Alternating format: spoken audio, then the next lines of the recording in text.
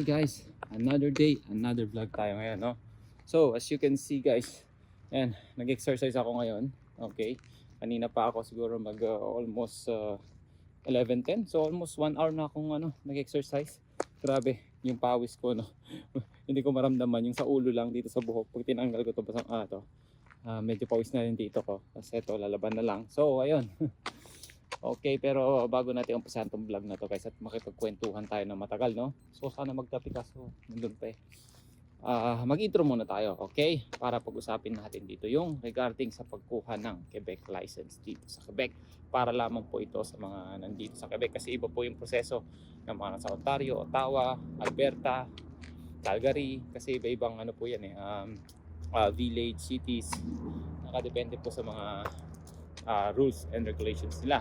So yun po ang pagkwentuhan natin. So bagong lahat, let's do intro muna.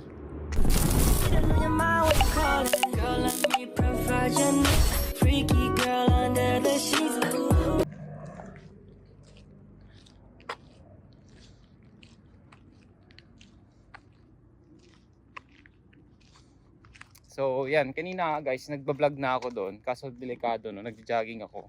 Ang daming sasakyan, nakakaatas maingay. Kaya yung mga video ko dinilit ko. Kasi hindi ako makapag-vlog mga ingay kasi puro ingay ng sakyan yung mga naririnig. At least dito I think ito yung right spot para mag-vlog. Kalimutan ko lang yung mic ko. Try ko na lang sigurong i-edit mamaya yung noise niya sa background. Kasi may mahangin, and may mga aeroplano, yan, yung mga service natin. Service eh, no? So eto, dito pala ako sa may school ngayon. Paikot-ikot ako ngayon dito. Ayan.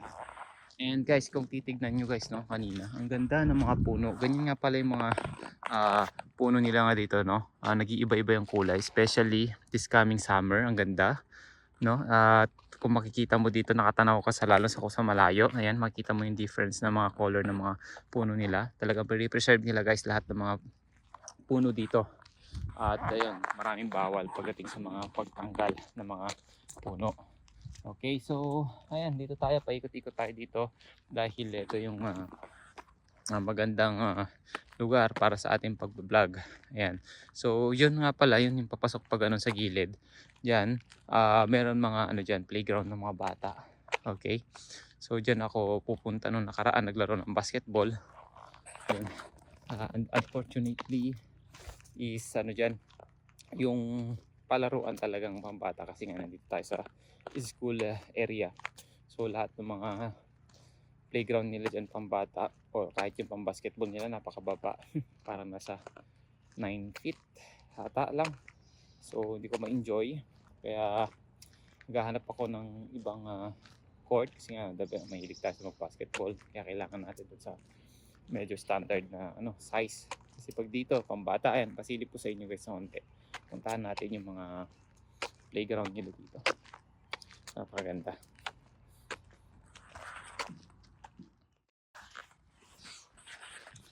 So ayan, puntahan natin yung playground. Then we'll try to run again.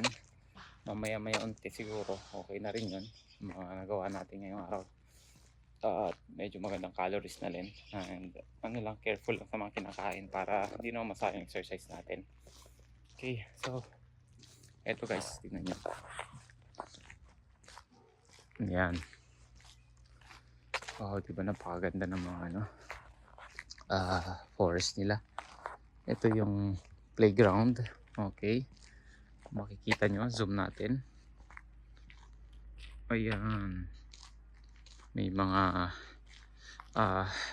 soccer field, slides para sa mga info. So ayan, dito malapit kami dito, no. So yung bahay namin, ayun lang, yung building na yun, yung nakikita nyo, yung apartment namin. So kung pumunta rito yan, mga 2 minutes lang nandito na kami. So ang hindi ko lang gusto rito is yun nga, yung basketball area nila ng pambata. So well, for running, ganyan, doing cardio activities, and ano pa ba, marami naman dyan mga activities na pwedeng gawin. Yun nga lang, syempre pagka yung hilig mo yung sports na gusto mo, yun, kahit hindi ka na mag-isip ng mga kung ano cardio activities, kasi yung basketball, ayun, so mga nakaka-relate dyan is ano na yun epekto na sa lahat ng katawan mo yan eh. Sa calves, abs, shoulders. Well, hindi siya yung lifting pero okay siya pagdating sa fitness at healthy. Okay na mga ano natin, lalo na sa adrenaline. Yan, so maganda. So ayun nga guys, no? Pag-usapan na natin yung regarding dito sa ating license. Kung napanood nyo yung appointment natin na nakaraan, no? Well, nung nakarang araw, ayan, kung napansin nyo dun sa mga shorts video ko, ayun, yung car na dinadrive ko, ayan, is, ayan, ang hiram lang tayo nang sa ganun makapunta tayo dun sa Quebec City, which is driving is 45 minutes going there. So hindi ko na-enjoy, kala ko ma-enjoy ko yung time na makapaglibot ako kasi nagmamadali ako, plus ang lakas ng ulan, lalo na pag sa expressway ka dumaan, halos hindi mo makita yung daanan sa sobrang lakas ng ulan at ang bilis ng mga sakyan dahil yung fog at yung hangin na impact dun sa salamin mo talagang lumalabo. So kailangan bilisan yung wiper, no? Yun, sabi ko nga, hindi man lang nakisama yung panahon. Ngayong Sunday, ayan, nakisama ng konti. Ngayon wala naman tayong gagawin. So mag-aantay pa tayo ulit ng another 2 weeks guys para dun sa another appointment ko. Okay, kasi kinuha lang lahat ng mga requirements natin. Narinig yung background guys. Sabi ko kaya pumunta ako dito kasi dahil dun sa ano, ibon ata yun, parang kumakantang ibon. Sabi, ayun no, ibon o tao? May tunog pa eh. Alam mo yun, may sounds talaga. So ayun, ewan ko kung naririnig nyo rito ngayon nga dito guys, yung pagkuha ng mga license dito, hindi basta-basta, hindi katulad sa atin sa Pinas na mag-aantay ka lang ng 6 months or pwede mag under the table sa mga kakilala mo, di ba? Dito guys, hindi. Para kang kung dumaan ka dun sa mga immigration officer sa airport, parang ganun yung interview. And then, hindi ko lang alam guys pero na-experience ko kasi based on my experience is ayun, tinanong nila, tinitignan nila yung mga picture, original ba yung mga papers. Kaya importante lahat guys, ayaw nila mag-accept ng photocopy kasi nung pumunta ako doon, yung isang Pinoy, hindi siya nabigyan ng appointment para doon sa theory niya kasi photocopy yung mga dala niya, which is hindi nila ina-allowed. Kailangan original lahat. So sad to say, kailangan niya mag-antay ng 30 days dun sa kanya. And sa akin naman, okay ako, binigyan ako ng another schedule. Pagkabigay ko lahat ng requirements, kala ko umpisa na yun. Hindi pa guys, bibigyan ka po ulit ng another schedule para dun sa theoretic mo. And ang kagandahan guys, kung meron kang experience sa Pilipinas and dito, hindi naman nila i-accommodate yun. Talagang iba kasing rules nila rito eh. Pero meron silang sinabi sa akin na once na maipasa ko one time yung exam, road test, pwede na ako mabigyan agad ng class 5 license na hindi na kinakailangan ng professional driver license para samahan ako lagi. Allowed na ako mag-drive dito agad sa Quebec, Canada. Kaya yun ang kagandahan guys kung maipapasa mo yung exam.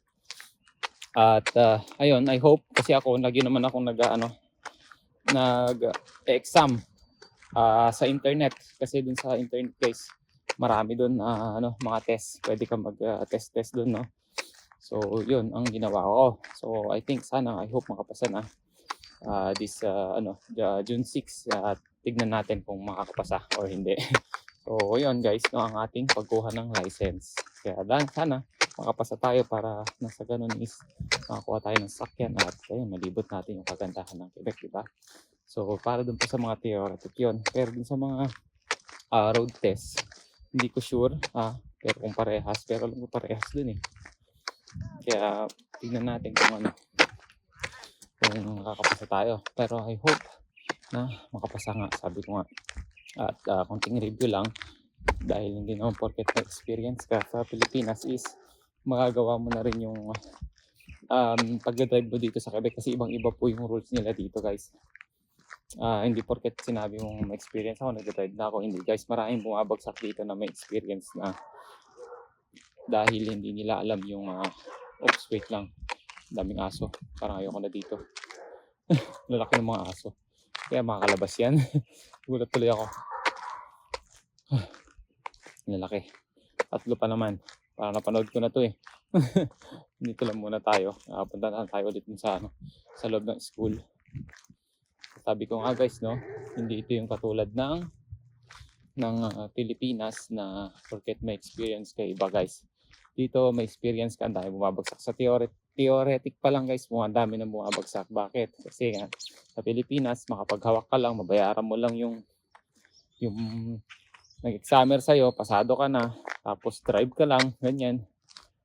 Tapos hindi mo alam kung saan ka mag-slow down, kung anong bilis mo sa mga school zone area, sa mga residential area, di ba? Sa atin kasi, halos kahit nasa residential ko, nakakataw no? Marinig mo lang yung lakas ng sakyan nila eh. Dito guys, maraming bawal. May mga intersection dito na may mga camera na kailangan mo huminto. Hindi mo kailangan dumire-diretso. Kailangan mo sumunod sa lahat ng batas dito. At may mga speed limit dun sa mga area dito na kailangan mo aware ka dun sa speed limit. Kung hindi, may ticket ka, bababa yung magkakaroon ng epekto yung demerit points mo, or else pwede pa ma-revoke yung license mo pag marami kang violation. So yun guys ang dito sa Quebec, kagandahan dito, talagang disiplinado ang mga tao at hindi sila mga kamote mag-drive.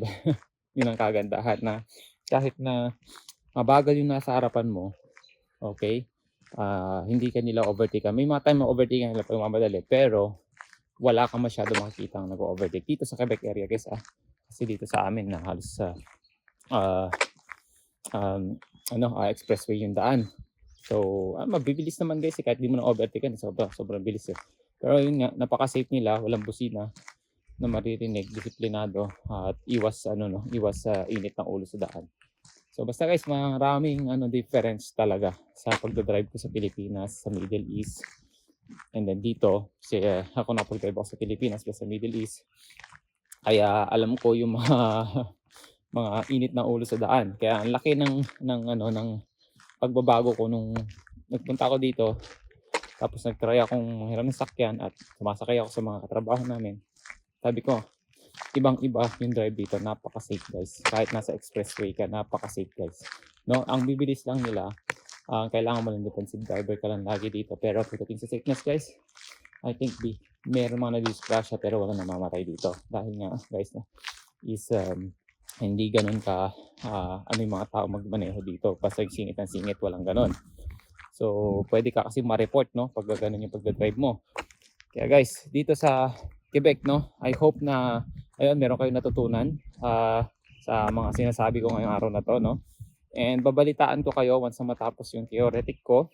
And kung mag-road test na ba agad ako, i-check natin yan. Try ko na rin mag-video guys pagka doon tayo sa kasi nung nakaraan, syempre bago tayo nagda-drive pa lang tayo, ayoko mag-cellphone. And meron man ako makakuhang cellphone pero saglit lang. Pero sa pag-vlog, iniwasan ko muna. Nag-focus muna ako kasi first time ko makapunta ron. So this upcoming schedule, try natin na mag-vlog. Okay, and sana makapasa tayo. At ganun po ang proseso ng pagkuha ng examen dito. Okay, so see you on my next vlog guys. At I hope meron kayong natutunan sa ayan po muna tayo video kong ito, no, kung kailan ako naupo. So ayun guys, no, maraming salamat. Don't forget to like and subscribe to my YouTube channel, Mako1 TV. And para po dun sa mga may another comment suggestion na i-vlog ko, comment down below lang po para po magkaroon kayo ng idea sa buhay namin dito sa Quebec, Canada. So see you on my next vlog. Peace.